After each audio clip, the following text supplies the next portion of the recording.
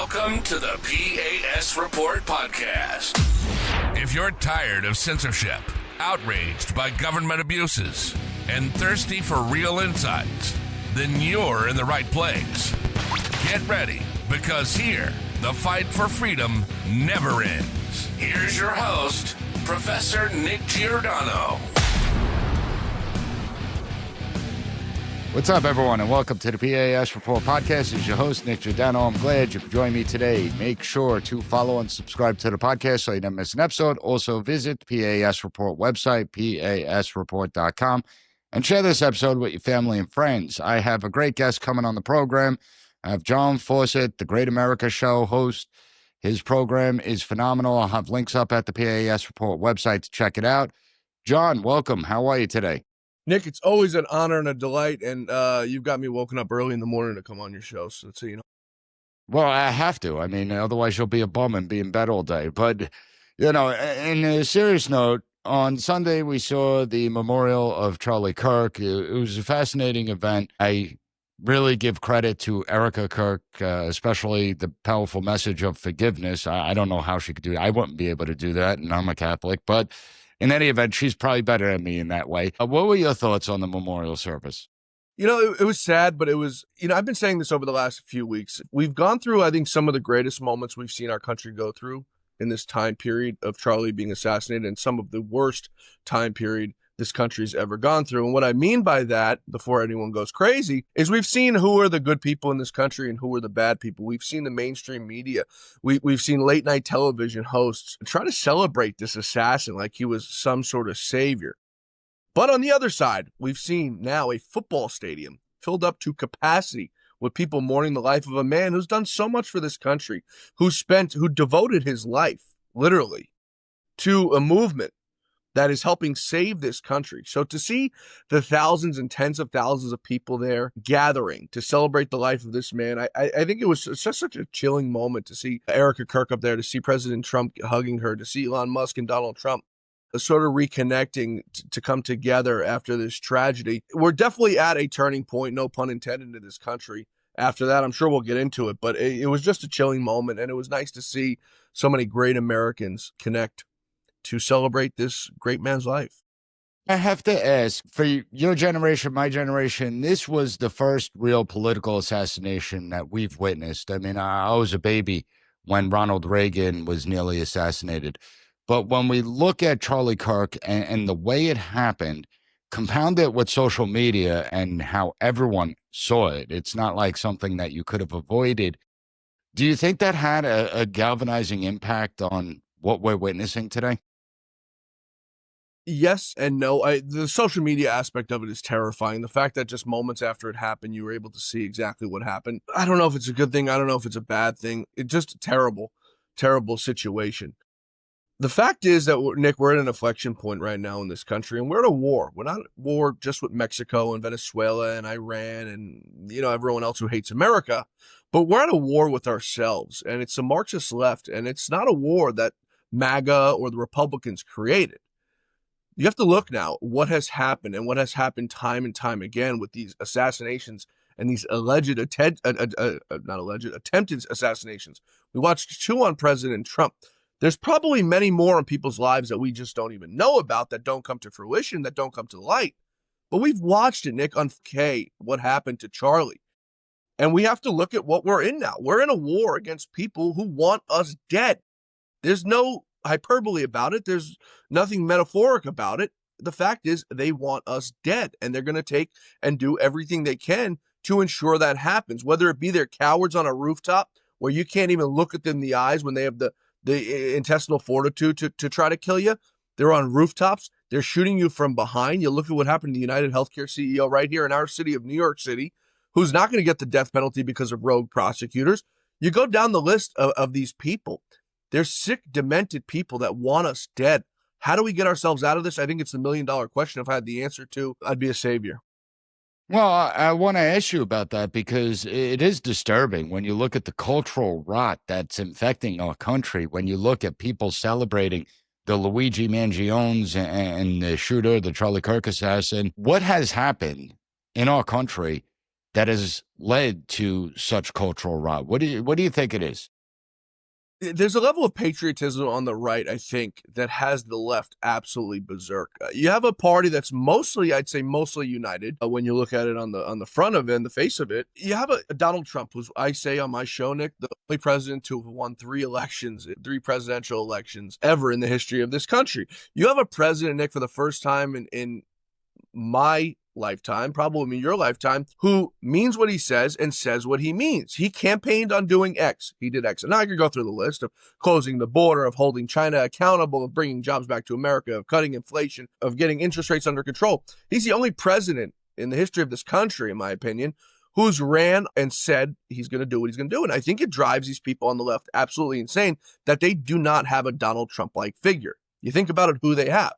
Governor J.B. Pritzker, Governor Gavin Newsom, Gretchen Whitmer, little Josh Shapiro in Pennsylvania, Hillary Rodham Clinton, Joe Biden, Kamala Harris. They don't have someone, Nick, on their side who can herd a bunch of sheep. So I think when you couple all of that together and the fact that Donald Trump says and means what he says, getting men out of women's sport, you go down the list of litany of things that he's said he's going to do, and he does it. I think it's driven these people to the fact that they know their party is incapable of winning without cheating. And I think it puts some sort of mental derangement in their head that actually drives them to the limit of psychoticness. That makes me ask, so you have a party, the Democratic Party, largely was pretty unified, pretty disciplined for years, for decades. And the Republican Party was one where we saw a lot of infighting. We saw the disunity. Republicans will stab each other in the back before the political opponents will. But we see that something is taking hold in the Democrat Party. You have the rise of AOC, who now there's talk about her running for president in 2028. Please. Yeah. You have Mamdani in New York City. What's happening within the Democrat Party that you're seeing the far left takeover? Why is it happening? And why are people like John Fetterman, who could actually bring the party, and I can't believe I'm saying this, but he could bring the party back to the forefront. Why is someone like him being marginalized? So what's happening, in my opinion, Nick, is on a somewhat of a scale of what happened to the Republican Party in 2016. So before 2016, you know exactly what the Republican Party was. It was the party of rich, white, conservative men, George Bush-esque looking people with comb-overs on their head, all the same haircut, no facial hair, your token typical Republican, until a bad orange man came along in 2016 with a nice comb-over and says, no, we're tired of your nonsense. We're tired of your BS. And he took over the Republican Party. There is no more Republican Party. There's the party of MAGA, America First, and then there's the party of rhinos. That's the two factions inside of what is ostensibly the Republican Party. There is no more Republican Party, and there never will be. We're never going back to those days. So I attribute to what's happening right now inside the Marxist Democrat Party a little bit more of a sloppier version of what happened in 2016 inside the Republican Party. You have the traditional Democrats, who at one point was Chuck Schumer, and don't get mad at me for saying that, but that's just the truth of the matter. At one point, he was a mainstream Democrat. He wasn't some far left ideologue. Right. Hillary Clinton's of the world. Hell, Bill Clinton is more conservative in 2000 than some of the Republican rhinos we have right now.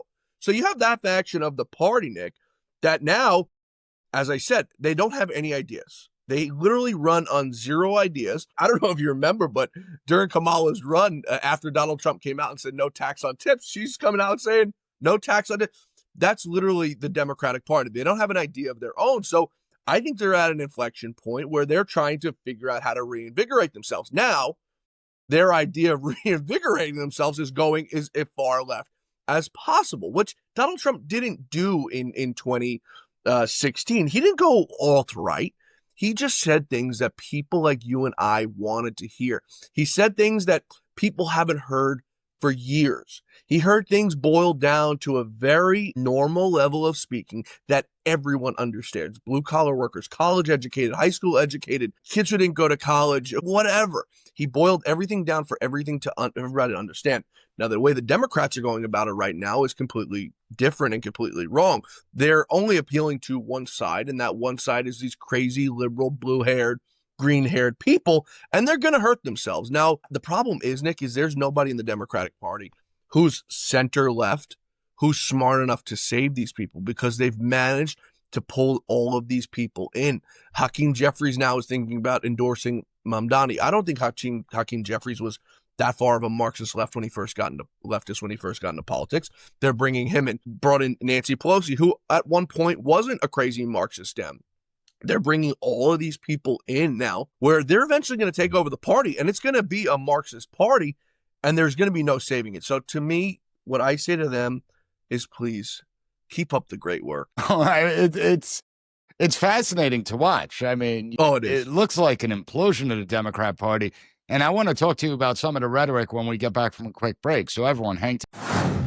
Are you ready to move easily and independently without pain and stiffness holding you back? Do you want to look in the mirror and see a hydrated glow instead of more fine lines and wrinkles? Well, discover Native Path Collagen, made with only type 1 and 3 collagen fibers. These are the two most important types that make up 90% of the collagen found in your cartilage, bones, skin, hair, nails, and gut. They provide maximum benefits. And Native Path Collagen is a single ingredient formula with no fillers, additives, or artificial sweeteners. Plus, it's third-party tested for heavy metals, ensuring purity and safety. Completely flavorless, Native Path Collagen can be added to anything: coffee, smoothies, oatmeal, you name it. It doesn't clump, it absorbs fast thanks to its peptide formula. And the best part, Native Path offers amazing bundle deals at a fraction of the price of other brands. With over 4 million jars sold, 1 million happy customers, 8,000 5-star reviews, and a 365-day no-risk guarantee, Native Path is a brand you could trust. They offer an 800 number for any questions you may have, and then you'll speak to a real person who's there to help. Visit getnativepath.com/PAS and start your transformation today. That's getnativepath.com/PAS.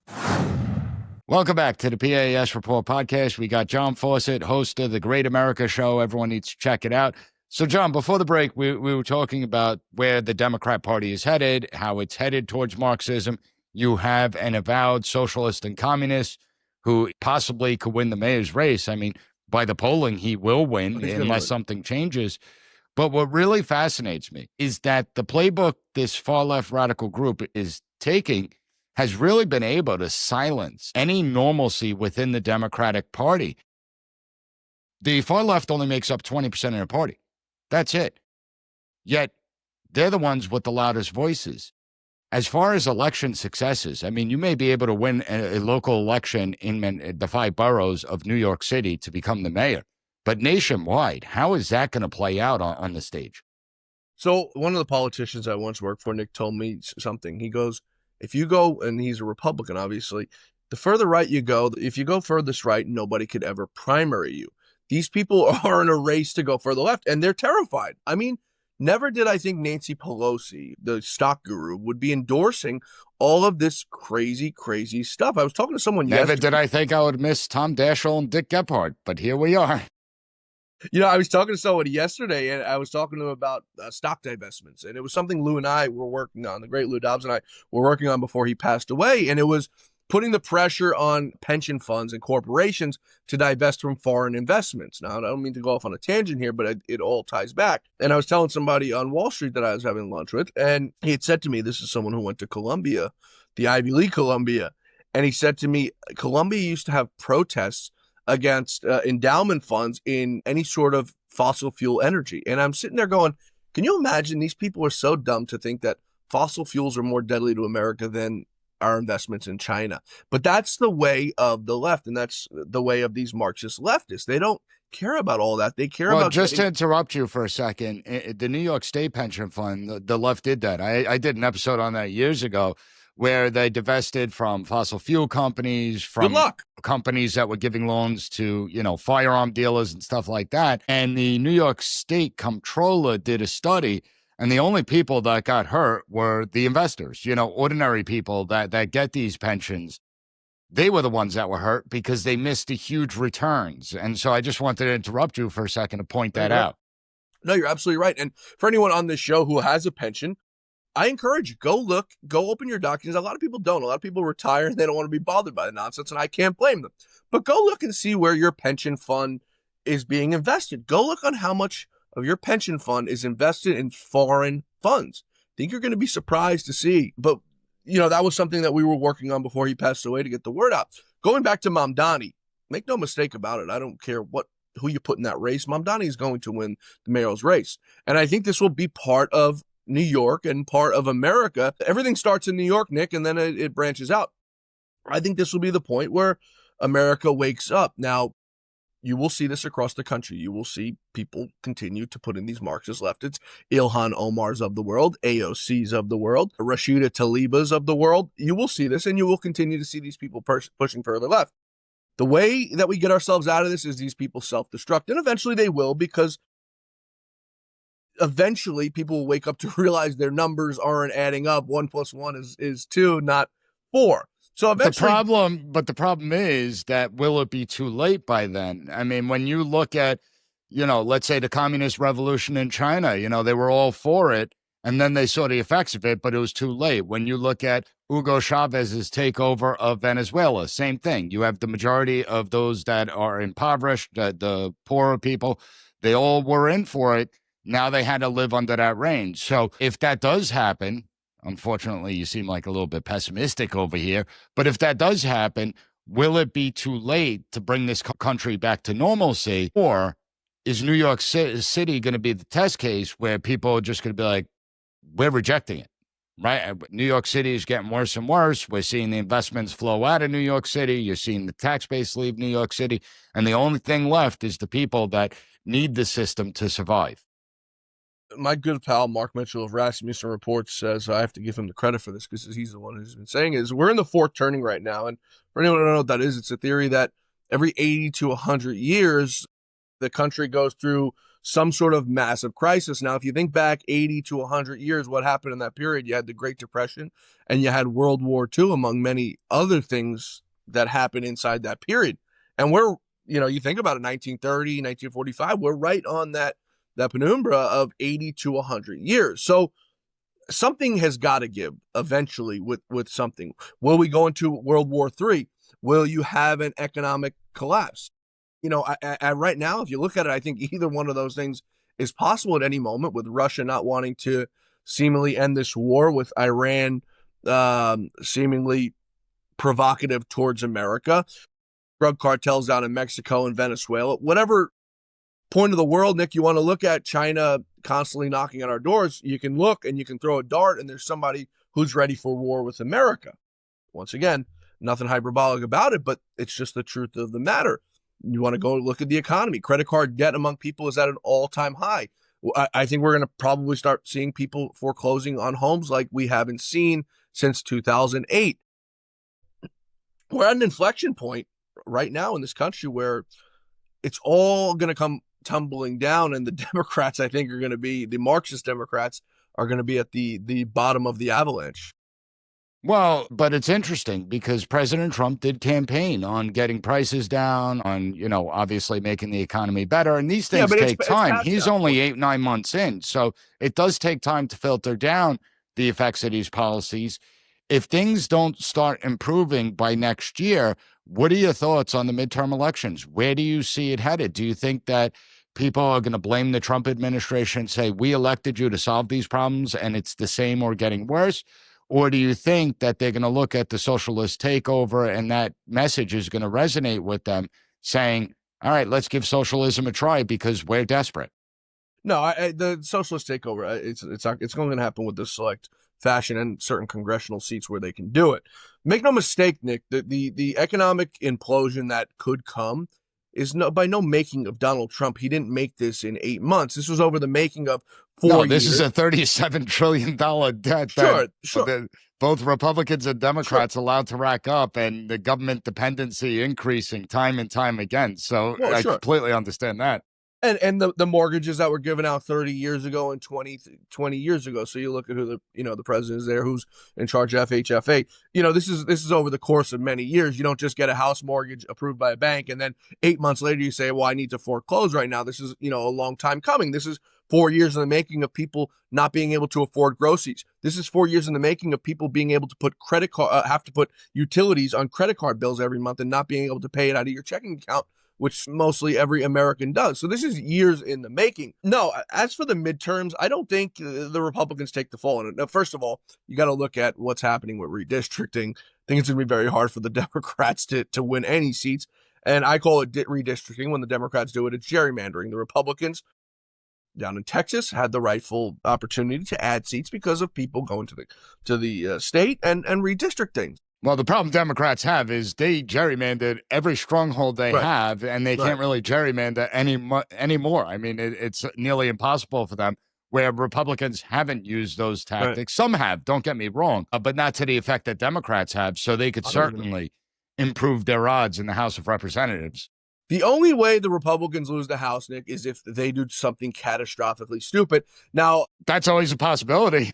I'm not going to hold my breath because these people always find a way to lose. And it's not Donald Trump. He literally does whatever he has to do. And I'm not a Trump sycophant, but I'm just looking at it on his face, Nick, that this man has to bail everybody out every single time. 90+% of them who are just lazy and can't carry their own weight. I'm quite honestly sick and tired of it. And I'm looking forward to the time in 2028 when these people have to work on their own and campaign for themselves and not have Donald Trump have to carry the water for them. I think the Republicans do ultimately hold the House and maybe grow some seats in the Senate because Americans are still optimistic. You look at the polling for Donald Trump, Americans are still optimistic on everything he's doing, from economy to borders. So, it's not going to be done overnight. I think he does have this economy right now on an uphill tilt, but as for the stock market and for inflation, but like I said, the housing market, the credit card debt, not something Donald Trump did, but, something that will, unfortunately, I can come down in the next 4 years. I think we have no choice when credit card companies have to start eating debt and foreclosures start going into account. Now, like I said, it's no doing of Donald Trump, but what are you going to do? Well, one thing that I hope Donald Trump does is crash the oil prices, because you get those lower, that's going to change a lot. We need to take a quick break, but when we get back, I actually want to talk about the impact of the death of Charlie Kirk and how that's impacting the national conversation. So everyone hang tight. We'll be right back. Are you ready to move easily and independently without pain and stiffness holding you back? Do you want to look in the mirror and see a hydrated glow instead of more fine lines and wrinkles? Well, discover Native Path Collagen, made with only type 1 and 3 collagen fibers. These are the two most important types that make up 90% of the collagen found in your cartilage, bones, skin, hair, nails, and gut. They provide maximum benefits, and Native Path Collagen is a single ingredient formula with no fillers, additives, or artificial sweeteners. Plus, it's third-party tested for heavy metals, ensuring purity and safety. Completely flavorless, Native Path Collagen can be added to anything: coffee, smoothies, oatmeal, you name it. It doesn't clump, it absorbs fast thanks to its peptide formula. And the best part, Native Path offers amazing bundle deals at a fraction of the price of other brands. With over 4 million jars sold, 1 million happy customers, 8,000 5-star reviews, and a 365-day no-risk guarantee, Native Path is a brand you could trust. They offer an 800 number for any questions you may have, and then you'll speak to a real person who's there to help. Visit getnativepath.com/PAS and start your transformation today. That's getnativepath.com/PAS. Welcome back to the PAS Report podcast. I'm with John Fawcett, host of The Great America Show. John, I want to talk about the impact of Charlie Kirk, because obviously we've heard the rhetoric over the years: Nazi, fascist, evil, domestic terrorist, violent extremists, that if you are patriotic and fly a American flag or Betsy Ross flag, you're trying to intimidate and harass other people. I mean, the rhetoric is completely out there. Now, you would think that Democrats would come to the conclusion that this rhetoric not only isn't helpful, but it's actually hurting them in the long term. I mean, anyone that knows anything about Nazis, you don't use Nazi references to describe your political opponents, but they haven't. I mean, So Senator Fetterman came out and he bashed the whole Nazi rhetoric thing. You had Bernie Sanders release an 8-minute video, which I applaud him with, but the problem with him is he says by any means necessary constantly. We got to overthrow the oligarchy by any means necessary. So he uses the rhetoric too. Do you think that Democrats are going to start to wise up? I mean, Senator Chris Murphy every single day is saying how democracy has ended. Do you think that the death of Charlie Kirk has woken up? I'm not talking about Republicans or conservatives. I'm not talking about Democrats or progressives, but the apolitical people out there, the people that really didn't get involved in politics. They would hear things, but they didn't like to talk politics. Do you think it galvanized a ton of Americans that haven't been involved that now will get active and involved? Just real quick, Chris Murphy saying democracy has ended. If he's saying democracy has ended now, but it didn't end when they stole an election in 2020, when they stuffed mail-in ballots and did whatever they had to do to steal an election, or when they stole the nomination from Joe Biden, if democracy didn't die then, but it died now, I would love to talk to Chris Murphy on what changed. As for the ordinary Americans who are very peaceful people who go to sleep at night not having to worry about politics, and I envy them because I'm very jealous of them, and probably none of them are watching this show right now, but if you know anyone, I'm very envious of them because they live a very peaceful life. Yes, I mean, death and tragedy, I think, does do a certain thing to somebody's brain, to somebody's mind, regardless if it's left or it's right. I think it opens people's eyes, if you're not political, to say, you know what, something is not right here. And I'll give you one example: Elon Musk. Elon Musk didn't endorse President Trump until after he was shot in the ear at Butler, Pennsylvania, to which Elon said, enough is Great enough. point. It's time to spend a few $100 million and ensure that this man wins, because clearly he's saying something right if they're trying to kill him.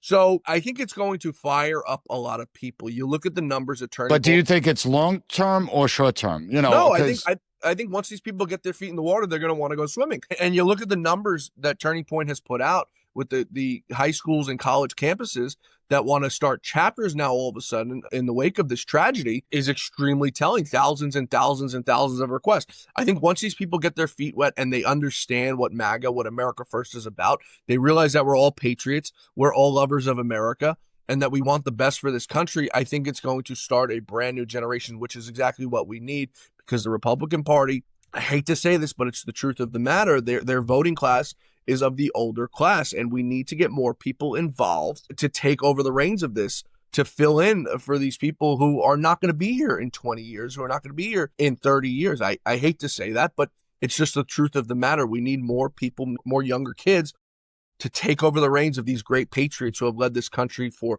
50, 60, 70 years under a great Republican Party. Well, it's going to be interesting, but one of the things that I see, and it's something that I've been speaking about for a long time, you have the bureaucracy. The bureaucracy has emerged as the fourth branch of government, in my opinion, and it seems like it believes it's independent from the legislative and executive branch, even though the legislature has the oversight and the executive branch, as chief executive officer, the president is the one that controls the bureaucracy. But like they did with the last administration, they simply propped up Joe Biden as if Biden was cognitively competent. We all know he wasn't. When it comes to the bureaucracy, when it comes to abuses of power, when you hear the left now talking about a war on free speech, when they actually use the government to silence millions of Americans, understand free speech isn't ABC saying you violated the morals clause of your contract and you're suspended.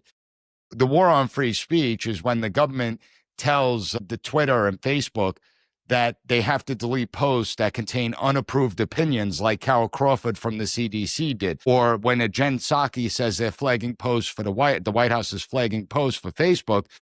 That's censorship. When you have a president that says our patience is wearing thin because people aren't getting the COVID shot, that's an attack.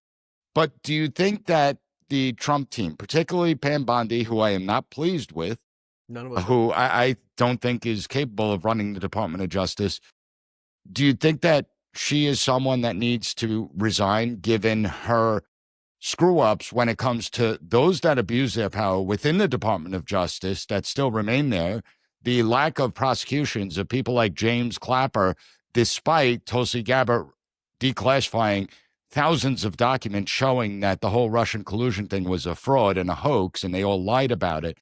But then you have her saying that her government, her DOJ, is now going to target hate speech as if she is the one that interprets what constitutes hate speech or not. She tried to clarify it, but to me, it wasn't good enough. What are your thoughts on it? I think it was dangerous what she did, and it's exactly what the Democrats want. It's exactly what the Democrats did. Free speech needs to be protected, Nick. Me coming out here and saying lewd or bad things to you doesn't constitute the police coming to my house and saying, why'd you say it to him? You know what I mean? I mean, there's a very fine line there that I think Pam Bondi's crossed. I think Donald Trump is not happy. I'm not quite ready to call for her to resign yet. I haven't been happy with her, and I go out every single day and do it. And I've been asked by people, I'm not going to say who, but I've been reached out to by people asking me to stop, and I won't do that because I'm all about truth, justice, and the American way. And I don't care. If she's not doing a good job, I'm going to call her out for it. And I think she's now created this problem for Kash Patel. I think Kash Patel is probably, I mean, I know he's a good guy, but I think he's probably trying to do the best job that he could possibly do. And I think he's being hamstrung a little bit, and he's taking the rap for things that Pam Bondi wants not done. So based on even with Kash Patel, who I've met, nice guy, like him, did an awesome job when he was working for Congressman Devin Nunes. I know you spoke to him often with Dobbs. But even with him, why isn't he taking a page out of Tulsi Gabbard's book and saying, you know what, I'm going to axe 40% of the staff, and here's declassifying the documents? I think he's being hamstrung right now, Nick. And I think based on the Fox News reporting that I was saying last week, Todd Blanche and Pam Bondi apparently, quote unquote, hate Kash Patel and quote unquote can't stand him. So there's clearly a disconnect there, right? They're all allegedly MAGA. Okay. There's a disconnect. Why would Pam Bondi and Todd Blanche hate and can't stand Kash Patel? And it leads me to believe that had something to do with the Epstein files when Kash Patel and Dan Bongino, well, Dan Bongino didn't show up to work, but Kash Patel was visibly upset and annoyed by the whole interaction and how things were handled. It leads me to believe that Kash Patel is being hamstrung right now. Now, I'm not trying to defend anything he's done. That's just me looking at it from the outside, knowing Kash Patel for probably 6 years, working with him on a weekly basis for the last 3 or 4 of those. That's the way I see things. Now, I saw Leo Terrell, who works in the civil division of the Department of Justice, post on Twitter last night that there's people inside of President Trump's administration right now who are working against him. Now, I don't know who he's talking about, but it leads me to believe that he's working in the Department of Justice. It may be someone over there. I think Donald Trump is getting fed up with Tulsi Gabbard as well. Pam Bondi as well, putting out a tweet over the weekend.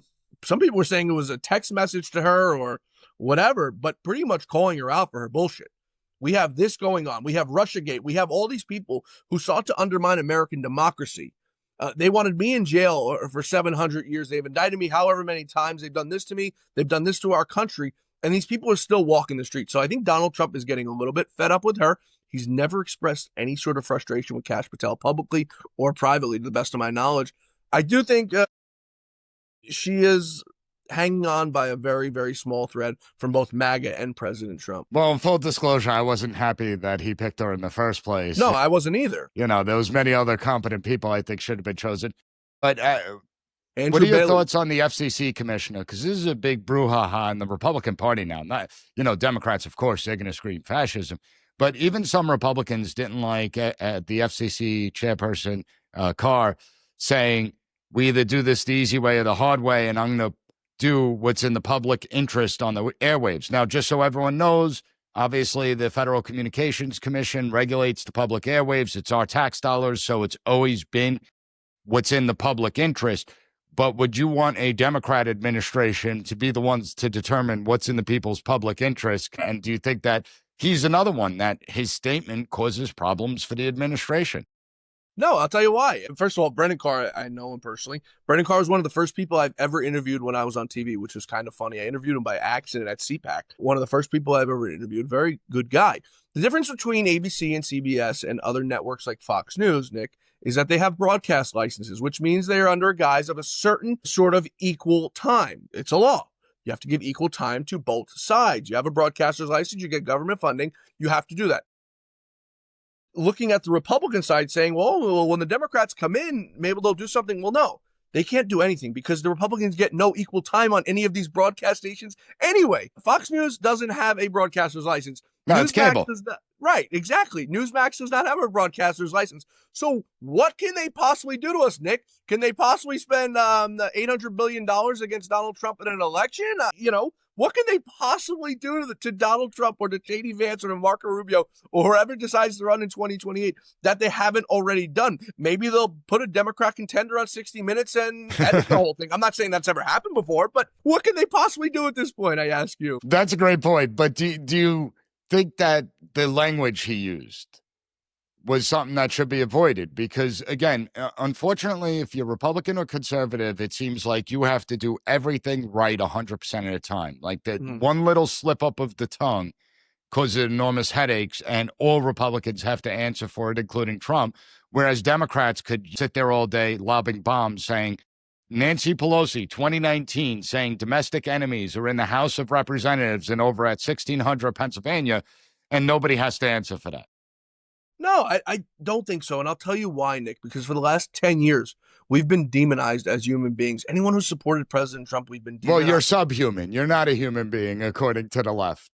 Right. You're a misogynist. By the way, I'm going to ask Mark Mitchell. I want him to go out and do some polling on Democrats. I want to know how many of them actually know what the word fascist means and what anti-fascist means. Because I guarantee you there's like 80% of these people don't even know what the words mean. They're told what to say and they Orwell argued in 1948 in a newspaper column that fascism is the most useless word in the English language because it has no meaning because everyone uses it.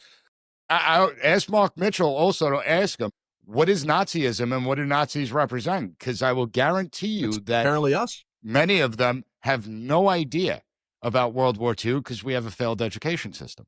100%. The reason is that the reason being, where you're not going to get me to agree on the Brendan Carr thing, is I'm just so fed up with everything that we've all been put through for 10 years. I mean, we just watched Charlie Kirk be assassinated because Donald Trump and his agenda, the way that they're putting it, right? Because Charlie Kirk was a champion of free speech, a champion of Donald Trump, and a champion of MAGA. Enough is enough. Like I said, it's hit a point in this country where we're going to break. We have to break. We're at a war. So the Democrats, the left, the Marxist mainstream run media have been doing this to us for 10 years. For Brendan Carr to come out and say what they're doing, to say what The View is doing, to say what Jimmy Kimmel is doing, who's to say that these people aren't being radicalized by these people on television, which I happen to believe personally. Well, nobody watches Jimmy Kimmel, so whatever. So there's that. But that's why he really got suspended. Let's be honest about that. Absolutely. But I have to ask you one final. Go ahead. Real quick. Jimmy Kimmel went out just a few months ago and encouraged people to burn down Tesla dealerships. And he's out there on a broadcast license. I mean, that's dangerous rhetoric that is leading people to get shot. It's leading people to get killed. How much more are we supposed to put up with this? No, but the amazing part is because I got into this argument with someone. They were like, well, you call us communist. And I'm like, communism is an economic philosophy. Yes. Communism is a political institution within, and not for nothing, but many Democrats today self-identify as communists. You look at Mamdani, he doesn't refute about being communist. He admits, I'm a member of the Democratic Socialists of America. I believe he openly admitted that. And I'm like, so I don't understand what your point is, but they don't know that either. In any event, I have to ask you one final question because it got lost in the noise last week. Operation Arctic Frost, where you had the Department of Justice, another example of how it's been weaponized under the National Strategy for Countering Domestic Terrorism that had nothing to do with domestic terrorism. It was all about targeting political opposition and using the power of the government to crush dissent, to crush conservative organizations, to crush anyone who questions Democrat narratives. Do you think, given all the evidence that exists to this date, that Republicans must start introducing bills that begins to limit the power of the federal government, that begins to strip some of these agencies of their statutory authority, because obviously they can't be trusted with this power? No, because it'll never work. They'll never follow their own rules. Look what they did with the FISA court, Nick. You could put whatever legislation. Now, in theory, yes. In reality, no, because these people don't follow the rules. They don't listen. When they needed to get FISA warrants, they just went to their friends who were judges to go ahead and do it. When they need to get legislation brought against Donald Trump and his administration to stop it, they go judge shopping. These people, Nick, are the biggest threat to democracy. The only thing that is going to stop these people is going to be to lock them up. You can do legislation till the sun comes out the next day, until the next ice age, and they will never follow the rules. They don't care. They break the rules. They lie. They cheat. They steal. You need to start locking these people up, perp walk them, and make an example of them like they did to Donald Trump, except Donald Trump is the only person to have never committed any of the crimes that they told him he's done. Everything they accused him of doing is what they've done, and Pam Bondi is letting these people walk the streets right now as criminals. Well, we got to get a handle on this bureaucracy because it is out of control. There is a deep state. That's not something that's conspiracy theory. That's now fact, given all the evidence that we've seen. And I will disagree a little bit. I believe that Congress has an obligation to use their power of oversight to rein in these agencies. They definitely do. And say, you're no longer, the FBI we're taking the intel function away from you. We don't need you to do intelligence. Instead, you're just going to be the investigatory agency that you were designed to be prior to 9/11. And I think that goes a long way. But John, always a pleasure to talk to you. Everyone needs to check out the Great America Show. Fascinating guests, fascinating conversations. John, great to have you on. Nick, always a delight. Thank you for having me, my friend. And I'll see you on the Great America Show very soon. Thank you for listening to the P.A.S. Report. Don't forget to rate, share, and hit that subscribe button. That way you'll never miss an episode. For more exclusive content and updates, visit us at pasreport.com and follow Professor Giordano on all social media platforms at P.A.S. Report.